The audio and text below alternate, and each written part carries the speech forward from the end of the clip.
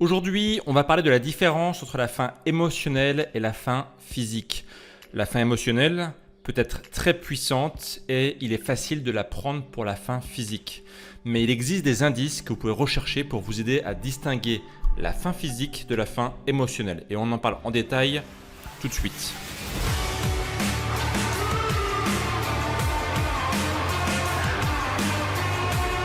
Juste avant de démarrer, si vous souhaitez en savoir plus sur l'alimentation émotionnelle et si d'ailleurs vous souhaitez arrêter de manger vos émotions, eh bien actuellement je vous offre gratuitement le premier module de notre nouvelle formation qui s'appelle Comment en finir enfin avec la nourriture émotionnelle. C'est complètement gratuit, vous recevez ça par email immédiatement.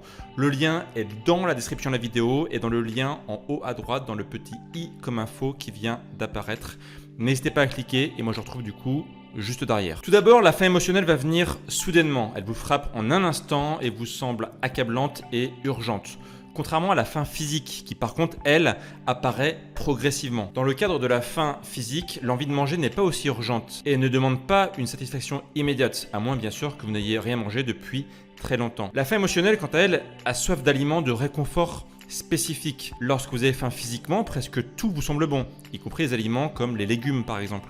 Mais la faim émotionnelle a soif de malbouffe et de collations sucrées qui fournissent un sentiment de plaisir instantané. Par exemple, vous sentez que vous avez besoin d'un cheesecake ou d'une pizza et rien d'autre ne vous fera plus plaisir que ces plats-là. Car souvent, la faim émotionnelle conduit à manger sans réfléchir. Et finalement, vous vous rendez compte que vous avez mangé tout un paquet de biscuits apéro ou un pot de crème glacée sans faire vraiment attention et sans profiter pleinement de ce que vous venez de manger. Lorsque vous mangez en réponse à la faim physique, vous êtes généralement plus conscient de ce que vous faites. Contrairement à la faim émotionnelle qui n'est pas satisfaisante une fois que vous êtes rassasié. Ainsi, vous continuez à toujours vouloir plus en mangeant souvent jusqu'à ce que vous soyez gavé. La faim physique par contre n'a pas besoin d'être rassasiante. Vous vous sentez satisfait quand votre estomac est plein. La faim émotionnelle ne se situe pas dans l'estomac mais dans la tête. La faim émotionnelle mène souvent au regret et à la culpabilité ou même à la honte. Lorsque vous mangez pour satisfaire votre faim physique, il est peu probable que vous ressentiez la culpabilité ou la honte, parce que vous offrez simplement à votre corps ce dont il a besoin. Si vous vous sentez coupable après avoir mangé, c'est probablement parce que vous savez au fond de vous que vous ne mangez pas pour des raisons nutritionnelles, mais pour des raisons émotionnelles. Si justement vous souhaitez en savoir plus, cliquez sur le lien en bas de cette vidéo pour télécharger le module numéro 1 de notre nouveau programme Comment en finir enfin avec la nourriture émotionnelle et arrêter de manger ses émotions. C'est gratuit.